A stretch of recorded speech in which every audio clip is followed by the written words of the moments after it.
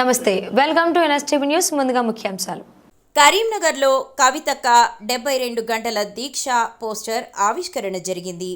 మరియు బీసీలకు 42% రిజర్వేషన్ సాధనే లక్ష్యంగా తెలంగాణ జాగృతి అధ్యక్షురాలు ఎమ్మెల్సీ కవితక్క 72 గంటల దీక్ష సందర్భంగా తెలంగాణ జాగృతి మరియు యునైటెడ్ పూలే ఫ్రంట్ ఆధ్వర్యంలో పోస్టర్ ఆవిష్కరణ.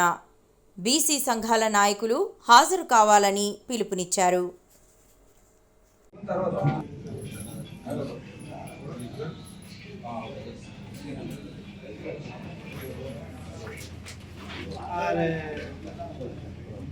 కవితక్క గారి నాయకత్వం వర్ధిల్లాలి. కవితక్క గారి నాయకత్వం వర్ధిల్లాలి. జై జై బీసీ. కవితక్క గారి నాయకత్వం వర్ధిల్లాలి. కవితక్క గారి నాయకత్వం వర్ధిల్లాలి. జై బీసీ. జై జై బీసీ. జై బీసీ. జై జై బీసీ. జై జాగృతి. జై జై జాగృతి. జై యూపీఎఫ్. జై జై యూపీఎఫ్. విజయవంతం చేద్దాం 72 గంటల నిరాహార దీక్షను. విజయవంతం చేద్దాం. విజయవంతం చేద్దాం. విజయవంతం చేద్దాం 72 గంటల నిరాహార దీక్షను. విజయవంతం చేద్దాం. విజయవంతం చేద్దాం. విజయవంతం చేద్దాం 72 గంటల నిరాహార దీక్షను. విజయవంతం చేద్దాం. విజయవంతం చేద్దాం. సాధిద్దాం బీసీలకు 42% రిజర్వేషన్ ను. సాధిద్దాం. సాధిద్దాం. సాధిద్దాం బీసీలకు 42% రిజర్వేషన్ ను. సాధిద్దాం. సాధిద్దాం. కవితక్క నాయకత్వం వర్ధిల్లాలి. కవితక్క నాయకత్వం వర్ధిల్లాలి. కవితక్క నాయకత్వం వర్ధిల్లాలి. జై తెలంగాణ. జై జై తెలంగాణ. జై తెలంగాణ. జై జై తెలంగాణ. సాధిద్దాం బీసీలకు 42% రిజర్వేషన్ ను. సాధిద్దాం. సాధిద్దాం. సాధిద్దాం బీసీలకు 42% రిజర్వేషన్ ను. సాధిద్దాం. సాధిద్దాం. విజయవంతం చేద్దాం 72 గంటల నిరాహార దీక్ష. జై బీసీ. జై జై బీసీ. జై తెలంగాణ. జై జై తెలంగాణ.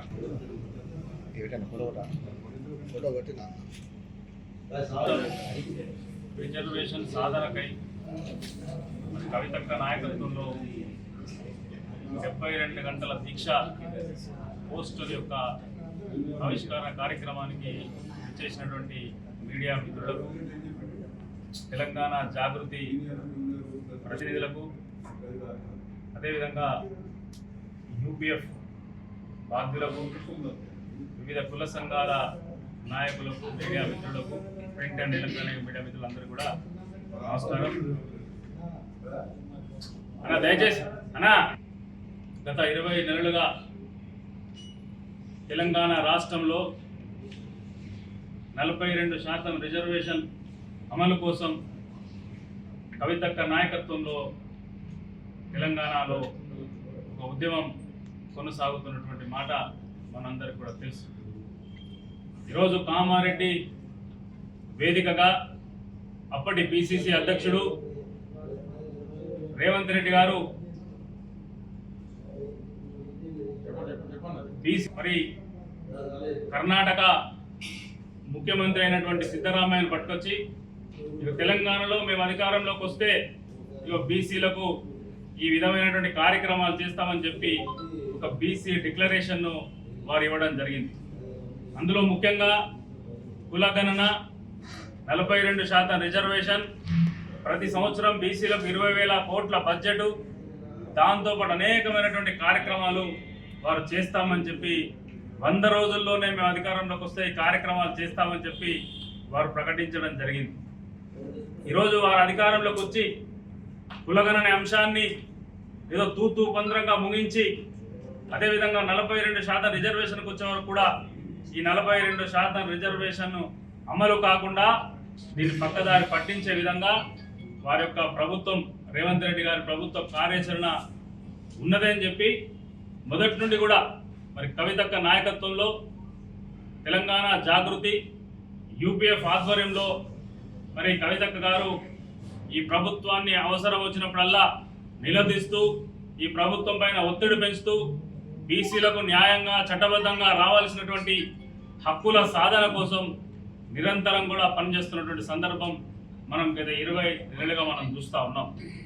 ఈ కాంగ్రెస్ పార్టీ, అదేవిధంగా భారతీయ జనతా పార్టీ, ఈ 2 పార్టీలు కూడా మొదటి నుండి కూడా ఈరోజు వేరే వీళ్ళు ఈ 2 రాజకీయ పార్టీలకు, ఈ 2 రాజకీయ పార్టీల సిద్ధాంతాలు వేరు, వీళ్ళ పనిచేసే విధానం వేరు అయినప్పటికీ కూడా స్వతంత్రం వచ్చినప్పటి నుండి ఇప్పటి వరకు బీసీలను అనగదొక్కడంలో ఈ రెండు పార్టీలు కూడబలుకొని ఒకే విధానంతో పనిచేస్తూ ఉన్నాయి.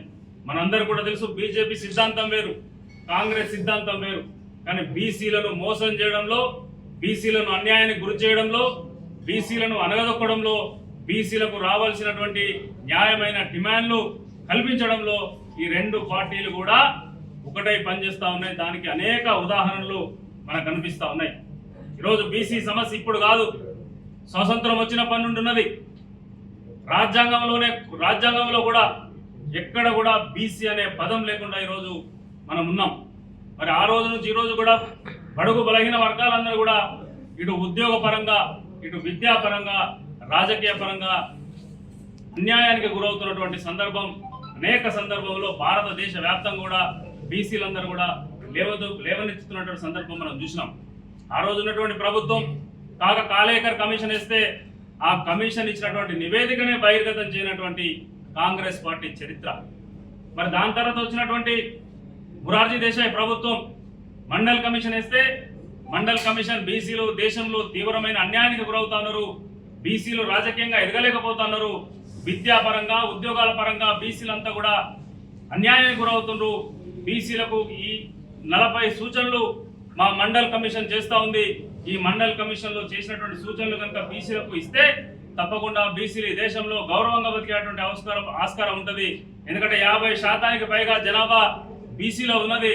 మరి రోజు 50% ప్రజలను మన నిర్లక్ష్యానికి గురి చేసి మనం పాలన చేస్తే ప్రభుత్వాలు పాలించినటువంటి సందర్భంలో మంచి రిజల్ట్ రావని చెప్పిన సందర్భంలో మరి వారు మండల్ కమిషన్ ఇచ్చినటువంటి నివేదికను కూడా అమలు కాకుండా తొక్కిపెట్టినటువంటి సందర్భం మనం చూసినాం. మరి ఆ రోజు పెద్ద ఎత్తున భారతదేశ వ్యాప్తంగా కర్పూరి ఠాకూర్ లాంటి మహనీయులు, అదేవిధంగా చాలామంది పెద్దలు మండల్ కమిషన్ నివేదికను అమలు చేయండి అని చెప్పి పెద్ద ఎత్తున ఉద్యమం తీసుకొస్తే ఇదే భారతీయ జనతా పార్టీ మండల్ ఉద్యమానికి వ్యతిరేకంగా కమండల్ ఉద్యమాన్ని తీసుకొచ్చి బీసీ ఉద్యమాన్ని అణిచినటువంటి చరిత్ర ఈ భారతీయ జనతా పార్టీకి ఉన్నది. అందుకే ఈ ఇద్దరు రెండు పార్టీలు కూడా బీసీల సమస్యలను అణచివేయడంలో బీసీలకు 42% మన విద్య, ఉద్యోగ, రాజకీయ రంగాల్లో రిజర్వేషన్ సాధనే లక్ష్యంగా మన తెలంగాణ జాగృతి అధ్యక్షురాలు కవితక్క గారు ఈ నెల 4వ తేదీ నుంచి 7వ తేదీ వరకు దీక్షను చేపట్టారు. దానిని మనం బీసీ బిడ్డలుగా అందరం ఉండి సక్సెస్ చేసుకోవాలని, బీసీ బిడ్డలందరి ఉద్యమంలో పాల్గొని లక్ష్యం సాధించుకోవాలని జై బీసీ, జై తెలంగాణ, జై యునైటెడ్ పూలే ఫ్రంట్ ఈ కార్యక్రమానికి ఉమ్మడి కరీంనగర్ జిల్లా ఇన్ఛార్జ్ ఈ కాంగ్రెస్ పార్టీ బీసీలను ఎలా మోసం చేస్తుంది అన్న విషయాలు మాట్లాడతా, బీసీలలో మన బీసీలు పోయి అప్పుడున్న పిసిసి అధ్యక్షుడు రేవంత్ రెడ్డి గారిని అయ్యా మాకు రిజర్వేషన్ పెంచమని అడగలేదు మనం. కానీ ఆయన పిసిసి అధ్యక్షుడు హోదాలో ఈ రాష్ట్రం అంతా తిరిగి ఎవరినైతే మోసం చేస్తే నేను అధికారంలోకి వస్తా అన్న ఆలోచనతోటి కామారెడ్డి బీసీ డిక్లరేషన్ అని ఒక పదం వాడిండు. ఆ రోజే ఆయనకు బీసీలను మోసం చేస్తానన్న విషయం ఆయనకు తెలుసు. ఎందుకంటే ఈ అమలు కాని హామీ ఇస్తూ బీసీలను మోసం చేసిండు. అది ఎట్లా అమలే కాదు అయినా కూడా మోసం చేద్దామని నేను 100 రోజులలోనే ఈ హామీలన్నీ నెరవేరుస్తా, అందులో బీసీ హామీ కూడా ఉందనేది ఆయనకు తెలుసు. 100 రోజుల కాల వ్యవధి అయిపోయినాక ఈ బీసీ బిడ్డలకు న్యాయం చేయాలి అన్న ఆలోచనతోటి శ్రీమతి శ్రీ కల్వకుంట్ల కవితక్క జాగృతి వ్యవస్థాపక అధ్యక్షురాలు ఈ బీసీ ఉద్యమానికి పూనుకున్నది. అప్పుడు ఎలా అంటే యునైటెడ్ పూలే ఫ్రంట్ ఏర్పాటు చేసి జాగృతి, యునైటెడ్ పూలే ఫ్రంట్ ఈ రెండింటితోటి యునైటెడ్ పూలే ఫ్రంట్ లో దగ్గర 72 కులాల ప్రతినిధులను చేర్చి మనము ఇంతవరకు బీసీ కులాలలో లేని పాముల అని, మందుల అని ఇలాంటి కులాల వారికి కూడా వేదికమైన అవకాశం కలిగించి వాళ్ళ కులానికి ఆత్మగౌరవం దక్కేటట్టుగా ఉమ్మడి 9 జిల్లాలలో రౌండ్ టేబుల్ పెట్టి ఈ బీసీలను చైతన్యవంతురాలుగా చేసింది. అదే కాకుండా జనవరి 3వ తారీఖు నాడు ఇందిరా పార్క్ దగ్గర ధర్నా పెట్టడంతో ఆ రోజు ఈ ఉన్న ముఖ్యమంత్రి ఈ ప్రభుత్వానికి చలనం కలిగి నేను ఆ 42%కు సంబంధించిన బిల్లును అసెంబ్లీలో ప్రవేశపెడతానని చెప్పిన మాట నిజం కాదా? ఈ క్రెడిట్ కవితకు ఎక్కడ దక్కుతుందో అన్న భయంతో కాంగ్రెస్ నాయకులల్లా ఈ ప్రెస్ మీట్ ఇలా పెడుతున్నాం. రేపు పొద్దుగాల ఇంకొంతమంది కాంగ్రెస్ నాయకులు మైకుల ముందుకు వచ్చి మాట్లాడతారు, కానీ ఆ హక్కు సాధన గురించి మాట్లాడిన దాకా కాంగ్రెస్ నాయకులు ఎవరు కూడా ఆ ప్రభుత్వం గానే ముఖ్యమంత్రి గారిని ఒప్పియారు. రెండోది బీసీ బిల్లు పెడతా అని ముఖ్యమంత్రి గారు అనగానే కవితక్క ఎవరన్నా బీసీ ఇతరులే కావచ్చు బీసీలే కావచ్చు ఈ బిల్లు పైన కోర్టుకు పోతే ఆ బిల్లు ఆగిపోతుంది అని రౌండ్ టేబుల్ సమావేశం ఏర్పాటు చేసి ఆ బిల్లులో 3 బిల్లులు ఏర్పాటు చేయమని అడిగింది కూడా కవితక్కనే. ఒకటి రాజకీయం, రెండోది విద్య, మూడోది ఉద్యోగం. ఈ రకంగా 3 బిల్లులు ప్రవేశపెట్టమంటే మళ్ళా 3 బిల్లులు ప్రవేశపెడితే ఈ గ్రేడ్ కూడా కవితక్కకే పోతుంది, యూపీఎఫ్కే పోతుంది అన్న ఆలోచనతో ఈ ప్రభుత్వం 2 బిల్లులు పెట్టింది. ఆ 2 బిల్లులు పెట్టి వాటికి గవర్నర్ నుంచి రాష్ట్రపతి పంపి ఎన్ని రోజులు అవుతుంది? నీకు మా బీసీలకే న్యాయం చేయాలన్న చిత్తశుద్ధి ఉంటే నువ్వు ఆ కేంద్ర ప్రభుత్వంతో ఆ రాష్ట్రపతి దగ్గరకు పోయి ఎందుకు మాట్లాడలేకపోతున్నావు?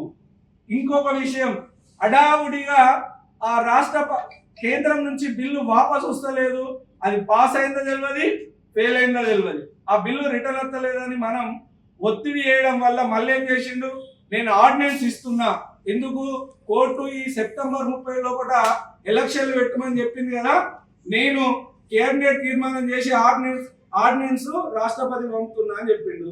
ఈ ఆర్డినెన్స్ అంటేనే ఎమర్జెన్సీ. ఈ ఎమర్జెన్సీని కూడా ఈ రాష్ట్ర ప్రభుత్వం కేంద్ర ప్రభుత్వం ఇద్దరు కలిసి బీసీలకు చెప్పుకుంటేనే అన్యాయం చేస్తున్నారు. ఆర్డినెన్స్ అమలు చేయడానికి ఎన్ని రోజులు పడుతుందండి? ఆర్డినెన్స్ పంపి కూడా ఈయాటికి దగ్గర 15 నుంచి 20 రోజుల కాల వ్యవధి అవుతుంది. మరి దాన్ని ఆర్డినెన్స్ అని ఎట్లా అంటాం మనం? ఆర్డినెన్స్ ఇంప్లిమెంట్ చేస్తలేడు. రెండోది, మీరు కేంద్ర ప్రభుత్వం ఏం చేస్తుంది? బీసీ 42% బిల్లులో 10% ముస్లింలు ఉన్నారా లేరా చెప్పమని అడుగుతుంది. ఇంతవరకు ఆ బీజేపీ పార్టీకి కాంగ్రెస్ పార్టీ సమాధానం చెప్పలే, అందులో ఉన్నారా లేరా ఒక అంశం. రెండవది, అసెంబ్లీలో బిల్లు ప్రవేశపెట్టినప్పుడు ఇక్కడున్న బీజేపీ ఎమ్మెల్యేలో మద్దతు ఇస్తారట. ఇక చూడండి వీళ్ళు ఆడుతున్న నాటకాలు. బీసీలు అంటే వీళ్ళకి ఎంత చులకన ఉన్నావో చూడు. 8 మంది ఎమ్మెల్యేలు ఉన్నారు, ఆ బిల్లును పాస్ చేసి పంపించారు. కేంద్రం లేని బిల్లు బీసీ బిల్లు పాస్ చేయమంటే వాళ్ళు ఏమంటారు? మేము ఈ రాష్ట్రానికి ముఖ్యమంత్రిని బీసీని చేస్తామంటారు, కానీ బీసీ బిల్లు పాస్ చేయరు. బీసీ బిల్లు పాస్ చేయడానికి వాళ్ళు అడిగిన ఈ రోజు కూడా బీజేపీ అడిగిన దానికి కాంగ్రెస్ పార్టీలో ఎవరు కూడా సమాధానం చెప్పలే. రెండోది, రాష్ట్రపతి గాని గవర్నర్ గాని, రాష్ట్రపతి గారు ఆ బిల్లు దానిలో ఏమైనా తప్పుల తడకలు ఉన్నా ఏమైనా క్వరీస్ ఉన్నా మీరు మళ్ళీ మా రాష్ట్రానికి పంపితే మళ్ళీ మా అసెంబ్లీలో మేము ఆ బిల్లును పాస్ చేసుకొని పంపుతాం కదా, మరి మీరు ఎందుకు పంపట్లేదు? ఇదంతా కూడా బీసీలు ఆలోచించాలి. ఈ 2 పార్టీలు మనల్ని ఏ విధంగా మోసం చేస్తున్నాయి, మనం ఏ విధంగా ఓట్ బ్యాంక్ లాగా వాడుకుంటున్నాయి. మనం రాజ్యాధికారంలోకి వస్తే వాళ్ళ పరిస్థితి ఏందో కూడా వాళ్ళకి తెలుసు కాబట్టి ఆ రాజ్యాధికారాన్ని మనకు దక్కనీయకుండా ఈ రోజు 2 పార్టీలు ఆడుతున్న నాటకాన్ని బీసీలు గ్రహించి చైతన్యవంతులై వచ్చే స్థానిక ఎలక్షన్లలో కర్రు కాల్చి వాళ్ళ 2 పార్టీలకు వాదా పెడితేనే మన బీసీలు అంటే వాళ్ళకు బుద్ధి వస్తుందని చెప్పి కూడా ఈ కరీంనగర్ ప్రెస్ మీట్ ద్వారా 100% హెచ్చరించడం జరుగుతుంది. ఈ విధాన్ని గ్రహించే కవితక్క వీళ్ళు మనం చెప్తే వింటలేరు, వీళ్ళ మెడల్ వంచాలని చెప్పి ఇందిరా పార్క్ దగ్గర 4, 5, 6, 7 తారీఖు వరకు 72 గంటల నిరాహార దీక్ష కార్యక్రమాన్ని తీసుకుంది. ఆ కార్యక్రమానికి మన బీసీలందరం కూడా అండగా నిలవాల్సి ఉంది. ఎందుకంటే ఆ బిల్లు పాస్ అయితే ఈ బీసీలలో ఉన్న వాళ్ళు ప్రజాప్రతినిధులుగా, విద్యావంతులుగా, ఉద్యోగులుగా ఎంతమంది ఇప్పుడున్న శాతానికన్నా ఇంకా పెరిగే అవకాశం ఉంటుంది. ఇప్పటి వరకు రాజ్యాంగబద్ధమైన వార్డు మెంబర్ పదవి నుంచి కూడా ఎన్నో పదవులలో అడుగు పెట్టని బీసీ అనగారిన కులాలు చాలా ఉన్నాయి. కనీసం కౌన్సిలర్ కావాలంటే మళ్ళీ ఈ మధ్య